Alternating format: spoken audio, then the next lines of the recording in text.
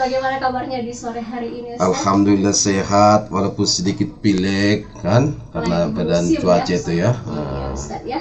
Jadi apa tema kita di sore hari ini, Ustaz? Insya Allah akan kita bahas Insya Allah. Iya ya, semangat ya, karena Iya. belum terjadi. Belum ya, terjadi ya. Insya Allah ya, yang artinya adalah jika Allah mengkehendaki. Mengkehendaki ya. Ya, karena tema kita pada kesempatan ini adalah Insya Allah ya. Jadi supaya disimak baik-baik ya, karena mungkin langsung saja Al Ustadz untuk menyampaikan materinya. Kepada Al Ustadz dipersilahkan. Assalamualaikum warahmatullahi wabarakatuh. Alhamdulillahirabbil alamin. Alhamdulillahillazi arsala rasulahu syahidan wa mubasyiran wa nadhira wa da'iyan ila Allah biiznihi wa sirajan munira. Asyhadu an la ilaha illallah wahdahu la syarikalah wa asyhadu anna Muhammadan abduhu wa rasuluh. Allahumma sholli wa sallim wa barik ala sayyidina Muhammad wa ala alihi wa ashabihi ajmain. Amma ba'du, yang terhormat dan yang kemuliakan seluruh para pendengar kami, rekan Rau di mana saja kita berada. Dan kemudian yang kita hormati pimpinan, karyawan dan karyawati, penyiar kita yang kita banggakan. Mari kita panjatkan syukur alhamdulillah kehadirat Allah Subhanahu wa taala yang telah memberikan kepada kita sore hari ini setelah kita salat asar menjelang salat maghrib, kita dapat diberikan Allah Subhanahu wa taala yang pertama kepanjangan. Dengan rahmatnya juga kita diberikan kesehatan, sehat walafiat. Dengan rahmatnya juga kita bisa melaksanakan aktivitas kita sesuai dengan profesi kita masing-masing. Dan mudah-mudahan semua menjadi amal ibadah kita dan diterima oleh Allah Subhanahu wa taala. Berusaha itu harus, dan kita mulailah dengan doa kepada Sang Pencipta dengan doa yang tulus. Susun rencana dan program itu dengan bagus. Semoga dapat dilaksanakan dengan mulus. Tapi jangan lupa mempererat silaturahmi, jangan sampai putus. Supaya silaturahmi kita tidak putus, mintalah 100. Kalau berhasil kita dalam berusaha, itu adalah bonus. Tapi Allah nilai adalah dari segi ikhtiar kita. Rezeki kita itu sudah tertakar dan tidak akan nyasar, dan tetaplah berikhtiar. Mudah-mudahan segala bentuk usaha kita akan lancar. Salawat dan salam kepada junjungan alam Nabi kita besar Muhammad sallallahu alaihi wasallam yang mengajarkan kepada kita ajaran Islam yang sempurna, yang kita ketahui melalui kalam ilahi yang merupakan kitab suci. Mudah-mudahan kita dapat berusaha semaksimal mungkin untuk gemar membacanya, memahami, dan dapat mengamalkan dalam kehidupan kita sehari-hari. Insya Allah kita akan bahagia di dunia ini dan selamat di akhirat nanti. Amin, amin ya rabbal alamin. Allahumma sholli ala Sayyidina Muhammad wa ala ali Sayyidina Muhammad kama shallaita ala Sayyidina Ibrahim wa ala ali Sayyidina Ibrahim wa barik ala Sayyidina Muhammad wa ala ali Sayyidina Muhammad kama barakta ala Sayyidina Ibrahim wa ala ali Sayyidina Ibrahim fil alamin innaka Hamidum Majid. Kaum muslimin dan kaum muslimat rahimakumullah. Kalimat-kalimat thayyibah, kalimat-kalimat yang baik itu sangat Allah anjurkan kepada kita untuk mengucapkannya dan menjiwainya dalam kehidupan kita sehari-hari. Di antara kalimat-kalimat taubat itu seperti kalimat subhanallah, maha suci Allah. Ketika kita melihat sesuatu yang sangat luar biasa, yang sangat ajaib, yang di luar jangkauan akal dan kemampuan manusia, semua itu bisa terjadi semua atas kehendak Allah Subhanahu wa taala. Karena akal dan kemampuan kita manusia ini semua punya batas. Tapi Allah tidak punya batas. Allah itu ada kekuatannya, kekuatan kun fayakun. Innama amruhu ija arada syai'an ayyakula lahu kun fayakun. Kita tak ada punya kekuatan kun fayakun, walaupun ada di antara manusia yang mengaku ada ajimat kun fayakun, itu hanyalah menunjukkan kesombongannya dan ketakaburannya. Mudah-mudahan Allah berikan hidayah kepada beliau. Kemudian kata-kata Masya Allah, semua atas kehendak Allah. Apa yang kita rencanakan belum tentulah itu yang akan terjadi. Tapi apa yang Allah rencanakan itu sudah pasti akan terjadi. Rencana kita bisa jadi menurut penilaian kita itu bagus, dan akibatnya pun bagus. Tapi menurut Allah untuk kita itu tidak bagus. Menurut Allah kepada orang lain itu bagus, tapi kepada kita tidak bagus. Maka Masya Allah, la quwata illa billah. Allah ajarkan kepada kita dalam surah Al-Kahfi untuk mengucapkan Masya Allah. Semua terjadi atas kehendak Allah. Begitulah lemahnya kita manusia ini, yang tidak punya daya dan tidak punya kekuatan kecuali dengan pertolongan Allah. La haula wa la quwata illa billah.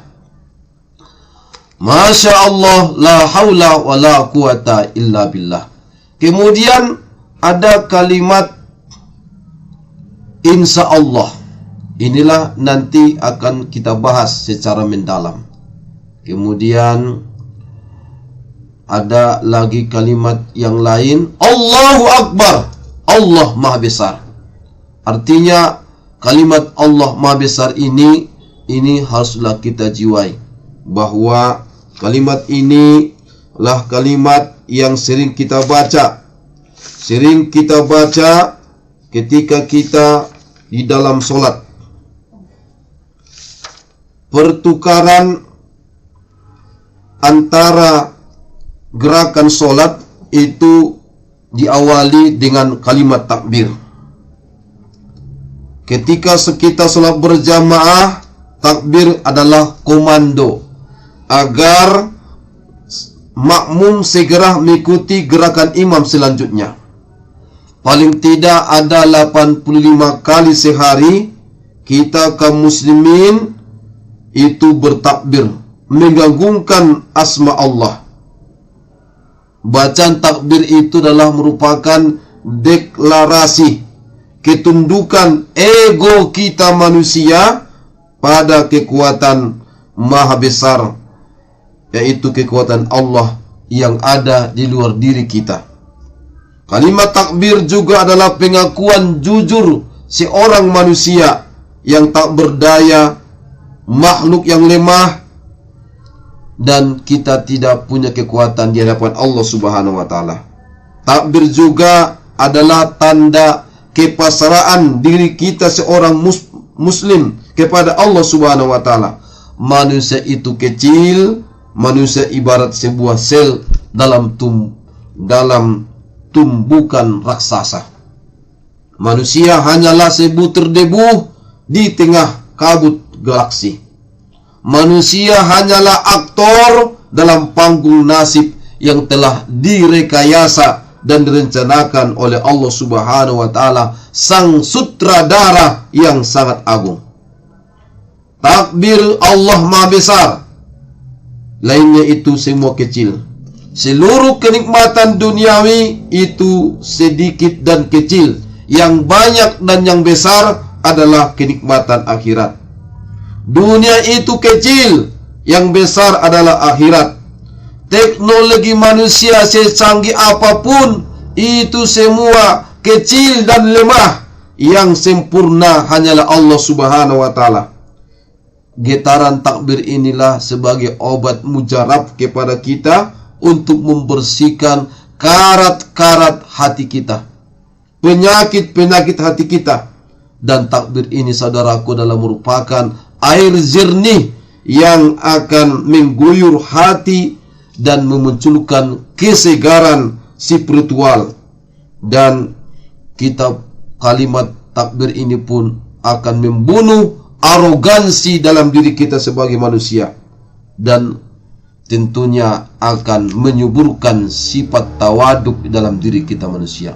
Kalimat takbir ini adalah kalimat Allahu Akbar, adalah kalimat yang sangat agung, yang selalu harus ada di dalam diri kita dan harus kita jiwai. Dan kemudian apalagi kalimat thayyibah. Kalimat-kalimat thayyibah itu termasuklah astaghfirullah, istighfar, mohon ampun kepada Allah Subhanahu wa taala. Karena kita manusia yang tidak ada orang yang tak pernah salah.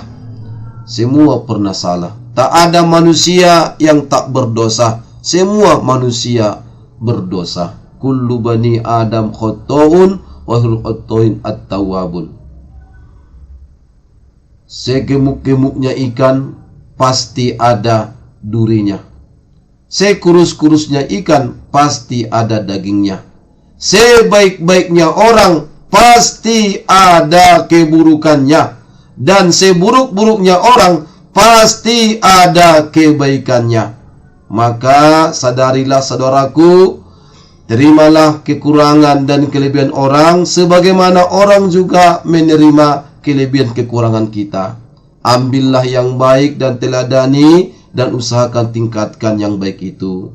Dan yang kurang, mari kita sama-sama saling memahami, dan kita pun saling mendoakan dan saling memperbaiki diri. Semoga segala kesalahan kita dapat ambil iktibar dan pelajaran.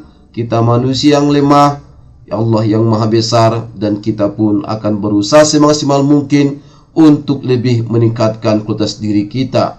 Karena Allah, innallaha la yughayyiru ma biqaumin hatta yughayyiru ma bi anfusihim. Sesungguhnya Allah tidak akan merubah nasib satu kaum sehingga kaum itu sendiri yang mengubah dirinya. Al-Quran surah Ar-Ra'd ayat 11. Allah membuat perumpamaan-perumpamaan itu agar kita manusia selalu ingat. Dan juga perumpamaan-perumpamaan kalimat yang buruk, seperti pohon yang buruk yang telah dicabut dengan akar-akarnya dari permukaan bumi, tidak dapat tetap dan tidak bisa tegak sedikit pun. Maka Allah meneguhkan iman orang-orang yang beriman dengan ucapan yang teguh itu dalam kehidupannya di dunia dan akhirat. Dan Allah menyesatkan orang-orang yang zalim dan berbuat apa saja yang dia kehendaki. Saudaraku, kalimat thayyibah itu sangat banyaklah macam-macamnya. Kita membaca al-basmalah, membaca basmalah bismillahirrahmanirrahim, itu kalimat thayyibah. Alhamdulillah, kalimat thayyibah. Setiap kita selesai mengerjakan pekerjaan, kita membaca alhamdulillah, itu juga adalah kalimat thayyibah. Dan kemudian kalimat tasbih subhanallah sudah kita terangkan tadi. Kemudian kata tahmid alhamdulillah juga merupakan kalimat thayyibah. Kalimat tahlil la ilaha illallah, seutama-utama zikir adalah mengucapkan kalimat tahlil la ilaha illallah.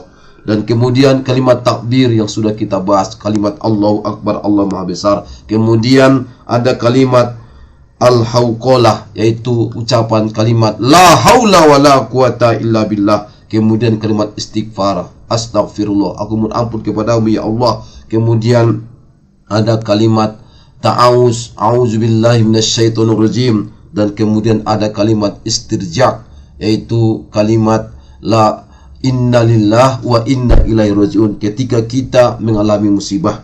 dan kemudian ada kalimat thayyibah, yaitu kalimat solawat, Allahumma sholli ala sayyidina Muhammad wa ala sayyidina Muhammad, yang merupakan perintah Allah kepada kita untuk mengucapkan solawat kepada Nabi, karena ia adalah perintah ilahi yang ada pada Al-Quran kalam ilahi, Al-Quran surah Al-Ahzab ayat 56. Saudaraku yang kami hormati dan kami muliakan, kemudian kalimat insya Allah itu ada di dalam Al-Quran surah Al-Kahfi.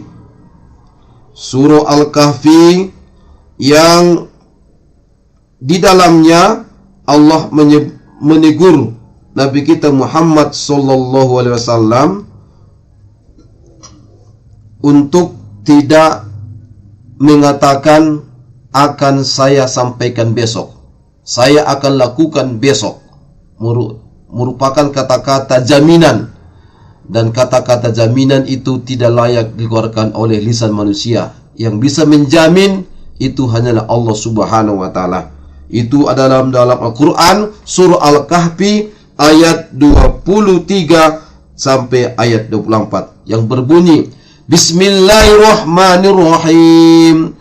ولا تقولن لشيء إني فاعل ذلك غدا إلا أن يشاء الله. Dan jangan sekali-kali kamu mengatakan terhadap sesuatu, sesungguhnya aku akan mengerjakan itu besok pagi, kecuali dengan menyebut insya Allah. Wazkur rabbaka idza nasita wa qul asa an yahdiyani rabbi li aqraba min hadha rasada. Dan ingatlah ketika Tuhanmu jika kamu lupa, dan katakanlah mudah-mudahan Tuhanku akan memberiku petunjuk kepada yang lebih dekat kebenarannya daripada ini. Ini saudaraku ada asbabun nuzulnya. Ibnu Mardawai meriwayatkan dari Ibnu Abbas radhiyallahu anhuma bahwa ayat surah Al-Kahfi ayat 23 dan ayat 24 ini, dan mereka tinggal dalam gua, turun, lalu seseorang bertanya, ya Rasulullah, tahun atau bulan? Maka Allah menurunkan ayat 300 tahun dan ditambah 9 tahun. Ibnu Jarir meriwayatkannya juga dari Ad-Dohak. Ibnu Mardawai juga meriwayatkan dari Ibnu Abbas radhiyallahu anhuma bahwa Nabi kita Muhammad sallallahu alaihi wasallam mengeluarkan sebuah sumpah. Kemudian setelah berlalu 40 hari, maka Allah pun menurunkan ayat ini. Kaum muslimin yang dirahmati Allah Subhanahu wa taala, kalimat insya Allah itu sudah sering kita baca dan sudah merupakan kebiasaan yang baik di masyarakat kita. Tapi sedikit yang memahami makna kata insya Allah dengan tepat dan dapat dipertanggungjawabkan. Saudaraku kaum muslimin yang dirahmati Allah, asal daripada ucapan untuk perbuatan yang akan dilakukan di masa mendatang, maka perkataan insya Allah itulah yang kita sampaikan. Seperti apa yang diucapkan oleh Nabi Ismail alaihissalam, itu bisa kita baca di dalam Al-Quran surah As-Saffat ayat 102. Satajiduni insya'allahu minas sabirin. Ini kisah tentang bagaimana Nabi Ibrahim alaihissalam menyampaikan mimpinya kepada anaknya, bahwa Nabi Ibrahim alaihissalam mimpinya bahwa anaknya disembelih. Lalu Nabi Ibrahim alaihissalam meminta pendapat daripada anaknya Nabi Ismail alaihissalam. ya abatif al matuk maru satajiduni insyaallah minas sabirin. Maka dengan kalimat yang indah disampaikan oleh anak yang soleh, anak yang sangat santun dan hormat, dan anak yang berbakti kepada orang tuanya, Nabi Ibrahim alaihissalam, satajiduni insyaallah minas sabirin. Wahai bapakku, laksanakanlah apa yang diperintahkan Allah kepadamu. Insya Allah Bapa akan mendapatiku termasuk orang-orang yang sabar. Jadi kalimat insya Allah ini kita gunakan untuk mengatakan pekerjaan yang akan kita lakukan esok hari. Dari Itban bin Malik radhiyallahu anhu, ia berkata, wahai Rasulullah, aku berharap Anda dapat mendatangi rumahku, lalu Anda mengerjakan sholat di rumahku di sana, kemudian akan aku jadikan tempat tersebut nantinya di mana Rasulullah sholat di rumahku itu menjadi ruangan sholat di rumahku sendiri. Di mana Rasulullah sholat di rumahnya itu, maka disitulah ia akan jadikan itu tempatnya untuk sholat di rumahnya. Dia berkata, Rasulullah SAW bersabda, aku akan lakukan itu insya Allah. Dalam hadis riwayat Bukhari. Saudaraku, bagaimana hukumnya kalimat insya Allah ini? Ini adalah kalimat yang sangat dianjurkan, tapi tidak sampai wajib. Mengucapkan kalimat insya Allah untuk perbuatan yang akan dilakukan di masa mendatang, itu hukumnya sunat, tidak wajib. Allah Subhanahu wa Ta'ala yang kita baca dalam surah Al-Kahfi ayat 23-24 itu merupakan anjuran, yaitu sunat muakkad, tidak merupakan kalimat yang wajib. Para ulama membawa larangan dalam ayat kepada hukum makruh, maka dianjurkan mengucapkan insya Allah, tidak sampai wajib. Ibnu Muflih mengatakan, memberikan tambahan kata insya Allah dalam memberikan kabar, hukumnya adalah sangat dianjurkan. Sedangkan Imam An-Nawawi mengatakan, dianjurkan bagi seseorang ketika mengucapkan saya akan lakukan ini dan itu, untuk menambahi katanya kata insya Allah. Jadi saya akan lakukan ini insya Allah, saya akan lakukan itu insya Allah, dalam rangka untuk bertabarruk kepada Allah dan juga dalam rangka menaati perintah Allah. Ucapan insya Allah ini akan memudahkan urusan kita.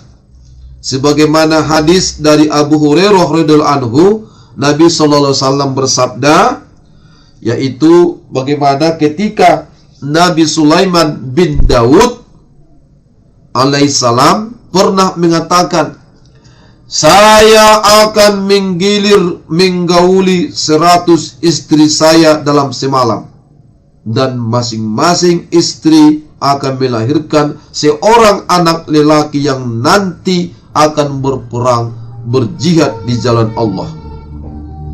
Namun Nabi Sulaiman alaihissalam lupa mengucapkan kalimat insya Allah. Lalu Nabi Sulaiman pun menggilir seluruh istrinya, akan tetapi tidak ada yang melahirkan anak, selain satu istri yang melahirkan setengah anak dalam keadaan cacat. Kemudian Rasulullah SAW bersabda, andaikan Nabi Sulaiman alaihissalam mengucapkan insya Allah, maka sumpahnya tidak akan gagal dan akan mendapatkan apa yang diinginkannya. Ini adalah hadis riwayat Bukhari. Kaum muslimin dan kaum muslimat rahimakumullah, oleh karena itu kita sangat dianjurkan untuk mengucapkan kalimat insyaallah sebagai tanda kita adalah makhluk yang lemah, yang tidak bisa menjamin bahwa itu akan kita lakukan besok, bahwa ini dan itu akan kita lakukan besok. Yang bisa menjamin hanyalah Allah. Bolehkah mengucapkan untuk amalan ibadah yang sudah berlalu? Boleh mengucapkannya untuk amalan yang sudah berlalu dalam rangka tawaduk, rendah hati. Sebagaimana Syekh Abdul Aziz bin Baz rahimahullah mengatakan, adapun dalam masalah ibadah, boleh seseorang mengatakan, saya sudah sholat. Insya Allah. Dia sudah sholat asar tadi. Ditanya orang, kamu sudah sholat? Saya sudah sholat, insya Allah. Bolehkah diucapkan kalimat itu? Menurut Syekh Abdul Aziz bin Baz rahimahullah, itu boleh diucapkan. Atau mengatakan, saya sudah puasa, insya Allah. Kau sudah puasa 6 hari bulan Syawal? Saya sudah puasa 6 hari bulan Syawal, insya Allah. Itu adalah kalimat yang bagus. Karena apa? Kita bisa melaksanakan puasa sunat 6 hari bulan Syawal itu semua atas kehendak Allah. La haula wa la quwata illa billah. Karena kita tidak ada yang tahu apakah sudah melakukan ibadat tersebut secara sempurna atau tidak, dan kita tidak tahu apakah ibadah kita itu diterima atau tidak. Maka kalimat insya Allah ketika kita sudah melakukan perbuatan yang ibadah, itulah sangat dianjurkan, menunjukkan bahwa ibadah yang kita lakukan itu belum tentu sempurna dan belum tentu diterima Allah Subhanahu wa taala. Adapun pada perkara-perkara yang tidak perlu untuk menyebutkan kehendak Allah di sana, maka tidak perlu mengucapkan insya Allah. Seperti kita mengatakan, saya sudah membelinya, insya Allah. Ini kalimat ini tak perlu dikatakan, diperlukan kan? Tak perlu kita ini ucapkan. Jadi saudara-saudaraku, kemudian bagaimana kalau kita berjanji? Ucapan insya Allah yang kita ucapkan besok datang ya, insya Allah saya akan datang. Ketika kita ucapkan kalimat itu sudah dianggap janji. Tidak boleh sengaja mengingkarinya. Menurut Imam Al-Auza'i rahimahullah mengatakan, berjanji dengan mengucapkan insya Allah sambil meniatkan dalam hati untuk tidak melakukannya, ini adalah kemunafikan. Datangnya besok, padahal dia sudah merencanakan tidak datang. Tapi ucapkanlah kalimat insya Allah, saya akan datang insya Allah. Padahal dia sudah berazam dalam hatinya tidak akan datang. Ini adalah merupakan kalimat kemunafikan. Ini insya Allah kita kan, masyarakat kita ini seperti ini kebanyakan. Segan untuk menolak gitu. Iya, segan dia menolak. Itu sehingga digantinya lah dengan kata-kata insya Allah. Itu adalah merupakan kemunafikan. Mengingkari janji adalah bentuk nifak kemunafikan, walaupun disamarkan dengan perkataan insya Allah. Saudara-saudaraku, kemudian sebagaimana kita ketahui hadis dari Jabir bin Abdullah radhiyallahu anhu, Nabi kita Muhammad SAW bersabda, tanda-tanda munafik itu ada 3. Hiza haddasa kadzabah, jika ia bicara ia berdusta. Wa iza wa'ada akhlafah, dan jika ia berjanji ia ingkar janji. Wa tumina khona, dan jika ia diberi amanah ia pun berkhianat. Ini dapat kita ketahui dalam hadis riwayat Bukhari. Oleh karena itu saudaraku, membatalkan janji ketika sudah menyanggupi adalah akhlak yang rendahan. Maka hendaklah kita semua menjauhi kata-kata ini. Ketika kita sudah berniat tidak akan datang, jangan lagi katakan insya Allah. Jelaslah kita, jangan kita berpura-pura, dan jangan kita segan mengatakan kepada kawan dan sanak kerabat kita dan masyarakat kita, kalau sudah bisa kita kemungkinan besar tidak bisa hadir pada undangan itu, katakanlah yang sejujurnya. Jangan ada dusta di antara kita. Dan kaum muslimat, kaum mukminin dan kaum mukminat yang kami hormati, semoga kita semua sehat walafiat. Pada penghujung penyampaian kita ini di sesi yang ketiga merupakan sesi kesimpulan, maka yang perlu kita simpulkan adalah penggunaan kalimat-kalimat thayyibah pada penggunaan yang tepat dan dapat kita pertanggungjawabkan di hadapan Allah Subhanahu wa taala, dan kita dapat mengambil keberkahan dari ucapan-ucapan kita itu, dan itu adalah merupakan kalimat yang baik yang harus kita biasakan dalam kehidupan sehari-hari, menunjukkan kita seorang mukmin dan seorang muslim yang taat. Dan kemudian jangan kita gunakan kalimat-kalimat thayyibah termasuk kalimat insyaallah dalam rangka kita ingkar janji atau sebagai cara kita untuk tidak melakukan sesuatu, dan itu sudah jelas adalah merupakan ciri kemunafikan. Dan gunakanlah kata insyaallah itu pada ketika kita berjanji dan ketika kita sudah melakukan ibadah-ibadah yang sudah kita laksanakan, dan gunakanlah kata insyaallah itu ketika kita menyadari bahwa segala sesuatu tidak bisa kita lakukan, dan segala sesuatu apa yang ingin kita dapatkan di esok hari itu tidak mampu kita mendapatkannya kecuali dengan pertolongan Allah. Maka jadi pelajaran kepada kita saudaraku, apa yang Allah ceritakan di dalam surah Al-Kahfi ayat 33-34 itu, Allah menegur Nabi kita yang berjanji dan memastikan bahwa Al-Quran akan turun menyampaikan atas apa pertanyaan-pertanyaan Yahudi terhadap beliau. Setelah 40 hari maka turunlah ayat surah Al-Kahfi ayat 23-24 itu. Dan kemudian bagaimana Allah ceritakan dalam surah Al-Qalam ayat 17-33, bagaimana keadaan para petani yang keadaan ladangnya dan sawahnya, kebunnya sudah dalam keadaan sudah mau panen, tapi mereka mengatakan mereka besok pasti panen tanpa menggunakan kata-kata insyaallah, maka Allah pun membinasakan ladang mereka seperti dalam keadaan gelap gulita, hitam kelam, dihancurkan oleh Allah Subhanahu wa taala.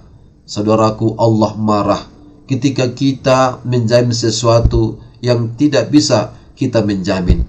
Maka jaminan mutu itu adalah kalimat kesombongan dan keangkuhan. Yang dapat menjamin itu hanya Allah Subhanahu wa taala. Sadarilah saudaraku, la haula wala quwata illa billah. Mudah-mudahan kata insyaallah ini dapat kita gunakan dalam kehidupan sehari-hari, menunjukkan ketaatan kita, dan jangan takut disebut orang sok alim. Alim itu bagus daripada sok kafir. Sok alim memang tidak boleh disok-sok, karena orang yang sok-sok itu disok-sok sana. Artinya kita tidak boleh sombong. Jadi Pak alim-alim kon itu bagus daripada Pak kafir-kafir kon. Jadi ketika kita mengucapkan insyaallah, jangan takut disebut orang kita sok alim. Itu adalah ketundukan dan ketaatan kita kepada Allah Subhanahu wa taala. Kita manusia yang lemah, yang hanya mampu berencana, tapi Allah lah yang menentukan. Demikian yang dapat kami sampaikan, dan ubi kayu dan selasi. Thank you dan terima kasih. Subhanakallahumma bihamdik, asyhadu an la ilaha illa anta, astaghfiruka wa atubu ilaik. Wallahu muwaffiq ila aqwamit thoriq, billahi taufiq wal hidayah, billahi fisabilil haq. Assalamualaikum warahmatullahi wabarakatuh.